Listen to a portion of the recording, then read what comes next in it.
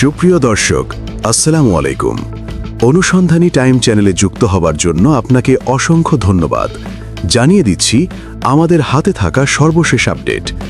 আর বরাবরের মতো সর্বশেষ আপডেট জানাতে আপনাদের পাশে আমি সাইমন সুজন। চীনের হাত ধরে প্রফেসরের অ্যাকশন শুরু। দিল্লিকে ঠেকাতে ট্যাঙ্ক ও সমরাস্ত্রে ঢেলে সাজাচ্ছে বাংলাদেশ। বাংলাদেশ ট্যাঙ্ক। অন্তর্বর্তী সরকারের ১৭ মাসের শাসনামলে বাংলাদেশ চীন সামরিক সহযোগিতা নিয়ে দেশের গণমাধ্যম এবং কূটনৈতিক অঙ্গনে ছিল সর্বলোচনা। কখনো লালমনিরহাটে বিমান ঘাঁটি নির্মাণের গুঞ্জন, আবার কখনো বেইজিং ও ইসলামাবাদের সাথে ঢাকা সম্ভাব্য ত্রিদেশীয় সামরিক জোট গঠনের জল্পনা কল্পনা। আলোচনায় উঠে আসে আধুনিক যুদ্ধ বিমান কেনার প্রসঙ্গ। তবে এতদিন যে বিষয়গুলো ছিল মূলত অনুমান ও বিশ্লেষণ নির্ভর, এবার তারই একটি অংশ বাস্তব রূপ নিতে শুরু করেছে। চলতি মাসের ১২ ও ১৩ জানুয়ারি ২ দফায় ঢাকায় আসেন চীনের একটি বিশেষ সামরিক প্রযুক্তি দল। মোট ১২ সদস্যের এই দলটিকে প্রথমে নেওয়া হয় রাজেন্দ্রপুর সেনাবাহিনীতে। সেখানে প্রাথমিক ব্রিফিং এবং সমন্বয় বৈঠকের পর এই দলটিকে স্থানান্তর করা হয় চট্টগ্রামে।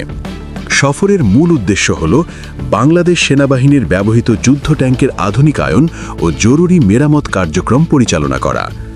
ভারতের প্রভাবশালী নিরাপত্তা বিষয়ক সংবাদ মাধ্যম নর্থ ইস্ট নিউজের এক প্রতিবেদনে এসব তথ্যই প্রকাশ করা হয়েছে। এই প্রতিবেদনে বলা হয়েছে, চীনা দলটিতে আছেন ৭ জন সামরিক টেকনিশিয়ান ও ৫ জন অত্যন্ত দক্ষ মেশিনিস্ট। বাংলাদেশ সেনাবাহিনীর উচ্চপদস্থ সূত্রের বরাতে নর্থ ইস্ট নিউজ দাবি করে, চীনা বিশেষজ্ঞরা চট্টগ্রামের ফিল্ড ফায়ারিং রেঞ্জ পরিদর্শন করেছেন ও সেখানে চলমান বিভিন্ন প্রযুক্তিগত কাজ সরাসরি পর্যবেক্ষণ করছেন। বর্তমানে এই দলটি বাংলাদেশ সেনাবাহিনীর ব্যবহৃত একাধিক মডেলের ট্যাঙ্কের আধুনিকীকরণ ও মেরামত কাজে যুক্ত আছে। এর মধ্যে রয়েছে T-59 দুর্জয়, VTA ও VT-5 লাইট ট্যাঙ্ক। এরই মধ্যে পুরনো T-59 ট্যাঙ্ক স্থাপন করা হয়েছে নতুন ট্যারেন্ট, শক্তিশালী ১২৫ মিলিমিটার গান ও আধুনিক ইলেকট্রনিক সিস্টেম। এর ফলে এই ট্যাঙ্কটির ফায়ার পাওয়ার, লক্ষ্যভেদ সক্ষমতা ও রাত্রিকালীন অপারেশন সক্ষমতা উল্লেখযোগ্যভাবে বেড়েছে। অন্যদিকে T-69 ট্যাঙ্কে যুক্ত করা হয়েছে উন্নত চীনা সরঞ্জাম। এই ট্যাঙ্কগুলোতে fire control system, engine power ও নেভিগেশন ব্যবস্থা আগে থেকেই একাধিক ধাপে উন্নয়ন আনা হয়েছিল। এবার সেই আধুনিকীকরণে আরও কার্যকর পর্যায়ে নিয়ে যাওয়া হচ্ছে। উল্লেখযোগ্য বিষয় হচ্ছে, বাংলাদেশ সেনাবাহিনীর প্রধান যুদ্ধ ট্যাঙ্ক হিসেবে পরিচিত VTA মডেলটি ২০১১ সালে চীন থেকে সংগ্রহ করা হয়। সে সময় ৪৪টি ট্যাঙ্ক কেনা হয়েছিল, যা এখনও সেনাবাহিনীর গুরুত্বপূর্ণ স্ট্রাইক ফোর্স হিসেবে বিবেচিত। বাংলাদেশ সেনাবাহিনীর সাঁজোয়া বহরের মধ্যে সবচাইতে পুরনো ট্যাঙ্ক হল T-59। ৮০-র দশকে এই ট্যাঙ্কগুলো সংগ্রহ করা হয়েছিল। দীর্ঘদিন ব্যবহারের পর ২০১২ থেকে ২০১৩ এগুলোকে দুর্জয় স্ট্যান্ডার্ডে উন্নতি করা হয়েছিল। বেগম খালেদা জিয়ার প্রথম প্রধানমন্ত্রিত্বের সময় T-৬৯ ট্যাঙ্ক কেনা হয়েছিল। পরবর্তীতে ২০১০ থেকে ২০১৩ সালের মধ্যে এতে যুক্ত করা হয় অতিরিক্ত আর্মার, উন্নত ফায়ার কন্ট্রোল সিস্টেম, শক্তিশালী ইঞ্জিন এবং আধুনিক ন্যাভিগেশন প্রযুক্তি। এই চীনা প্রযুক্তির VT-5 লাইট ট্যাঙ্কের প্রথম ক্রেতা হিসেবে ইতিহাস গড়ে বাংলাদেশ। ২০২১ সালের শেষ দিকে বাংলাদেশ সেনাবাহিনী ৪৪টি VT-5 লাইট ট্যাঙ্কের অর্ডার দেয়। পাহাড়ি এবং দুর্গম এলাকায় দ্রুত মোতায়েনের জন্য এই ট্যাঙ্কগুলো বিশেষভাবে কার্যকর বলে মনে করা হয়। সেনা সদর দপ্তরের তথ্য অনুযায়ী ২০২৪ সালে চট্টগ্রামের চড়িয়া ফিল্ড ফায়ারিং রেঞ্জে একটি ফায়ারিং স্টেশনের সময় দুর্ঘটনার শিকার হওয়া একটি ট্যাঙ্কও এই চীনা দলের মাধ্যমে জরুরি ভিত্তিতে মেরামত করা হবে। অর্থাৎ এই সফরটি কেবল নিয়মিত রক্ষণাবেক্ষণের মধ্যে সীমাবদ্ধ নয়, বরং তাৎক্ষণিক অপারেশনাল সক্ষমতা ধরে রাখার দিকেও গুরুত্ব দেওয়া হচ্ছে। তবে হঠাৎ করে চীনা টেকনিশিয়ান ও মেশিনিস্টদের এই সফরকে শুধু একটি প্রযুক্তিগত সফর হিসেবেই দেখছেন না নেটিজেনদের একটি বড় অংশ। সামাজিক যোগাযোগ মাধ্যমে অনেকেই এটিকে সম্ভাব্য যুদ্ধ প্রস্তুতির অংশ হিসেবেই ব্যাখ্যা করছেন, কিংবা বাংলাদেশের সমরাস্ত্রকে আধুনিক আয়রনের অংশ হিসেবে দেখছেন। কারণ অন্তর্বর্তী সরকার ক্ষমতায় আসার পর ভারতের সঙ্গে বাংলাদেশের সম্পর্ক চরম উত্তেজনার পর্যায়ে পৌঁছেছে। কূটনৈতিক দূরত্ব বেড়েছে, সম্পর্ক ঠেকেছে একেবারেই তলানিতে। একই সময় মিয়ানমারের সঙ্গে সীমান্ত বিরোধে প্রাণ হারাচ্ছেন নিরীহ বাংলাদেশিরা। সীমান্ত পরিস্থিতি দিন দিন এখন জটিল হয়ে উঠছে। এমন বাস্তবতায় প্রতিরক্ষা প্রস্তুতি জোরদার করা ছাড়া বাংলাদেশের সামনে বিকল্প নেই। বিশ্লেষকদের মতে পরিস্থিতি যদি হাতের নাগালের বাইরে চলে যায় তবে যেন সেনাবাহিনীকে কোনো বিলম্ব ছাড়াই অ্যাকশনে যেতে হয়। সেই লক্ষ্যেই শেষ ধাপের প্রস্তুতি সম্পন্ন করা হচ্ছে। চীনা প্রযুক্তিগত সহায়তায় ট্যাঙ্ক বহরে সক্ষমতা বাড়ানো সে বৃহত্তর কৌশলেরই একটি নীরব কিন্তু তাৎপর্যপূর্ণ অংশ। বড় অস্ত্রের চালান দেবে কি চীন? এসব অস্ত্র দেখতেই সেনাপ্রধানের চীন সফর। কূটনীতির আড়ালে যখন বড় বড় শক্তিগুলো নিজেদের প্রভাব বিস্তারে ছক কষতে ব্যস্ত, ঠিক তখনই কিছু নীরবের পদক্ষেপ বদলে দিতে পারে পুরো অঞ্চলের সামরিক সমীকরণ। সম্প্রতি ঠিক তেমনই এক সফরে চীন ভ্রমণ শেষে দেশে ফিরেছেন বাংলাদেশ সেনাবাহিনীর প্রধান জেনারেল ওয়াকারুজ্জামান। তবে সফরটি ছিল গতানুগতিক কোনো সফরের চেয়ে অনেক বেশি কিছু। এর প্রতিটি মুহূর্ত, প্রতিটি বৈঠক জন্ম দিয়েছে নতুন আলোচনার। আর সেই আলোচনার কেন্দ্রবিন্দুতে রয়েছে চীনের বিখ্যাত ঘাতক ড্রোন CH-4। তাহলে কি এই ভয়ঙ্কর ড্রোন কিনতেই সেনাপ্রধান জেনারেল ওয়াকারুজ্জামান সশরীরে হাজির হয়েছিলেন এর কারখানায়? আর সেনাপ্রধানের এই চীন সফরের গভীরেই বা কী লুকিয়ে আছে?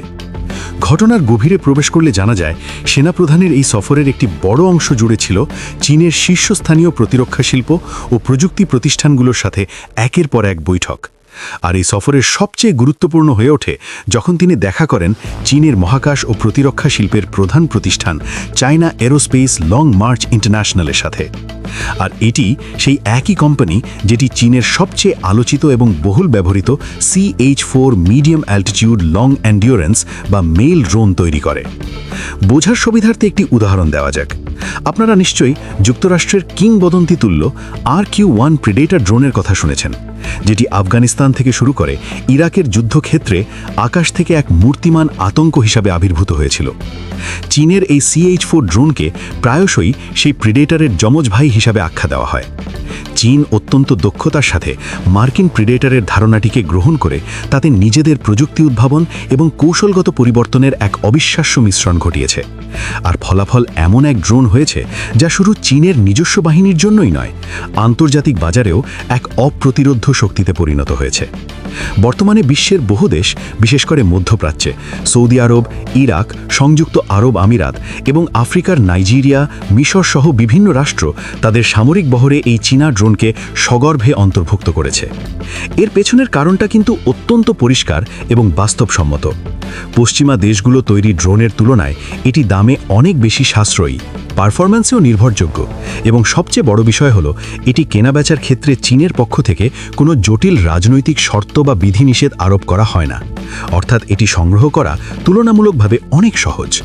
আর ঠিক এই কারণেই বাংলাদেশ সেনাবাহিনীর জন্য CH-4 একটি অত্যন্ত আকর্ষণীয় এবং চমৎকার অপশন হয়ে উঠতে পারে।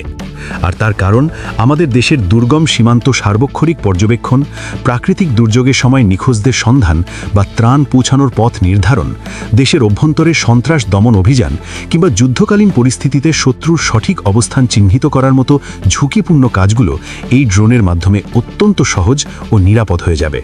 অর্থাৎ এমন একজোড়া সতর্ক চোখ যা আকাশ থেকে পুরো এলাকাকে হাতের মুঠোয় নিয়ে আসে।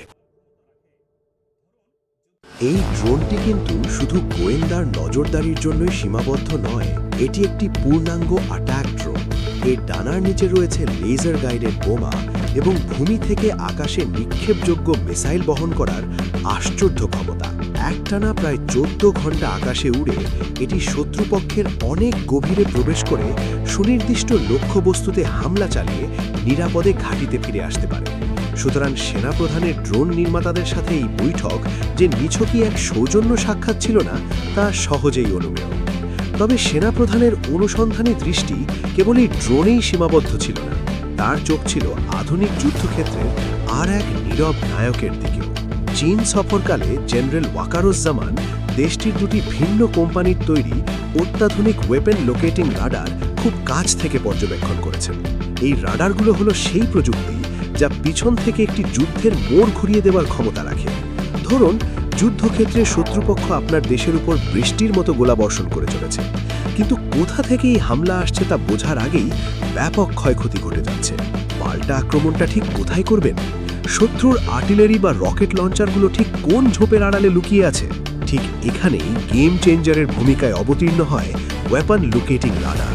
এই রাডারগুলোর মূল কাজ হল শত্রুপক্ষের ছোড়া আর্টিলারি শেল, রকেট বা মর্টারের গতিপথকে বাতাসে থাকাকালীন অবস্থায় বিশ্লেষণ করে মুহূর্তের মধ্যে তার উৎসমুখ বা ফায়ারিং পয়েন্টটি পিন পয়েন্ট করে ফেলা। ফলে আমাদের সেনারা শত্রুর সঠিক অবস্থানে নির্ভুলভাবে পাল্টা আঘাত বা কাউন্টার ব্যাটারি অ্যাটাক পরিচালনা করার সুযোগ পায়। সেনাপ্রধান যে দুটি রাডার পরিদর্শন করেছেন তার একটি হল চীনের রাষ্ট্রনিয়ন্ত্রিত China electronic technology group corporation বা সিইটিসির তৈরি SLC-2 মডেল, আর অন্যটি হল দেশটির বেসরকারি কিন্তু অত্যন্ত প্রভাবশালী কোম্পানি নরিন করের তৈরি RA মডেল।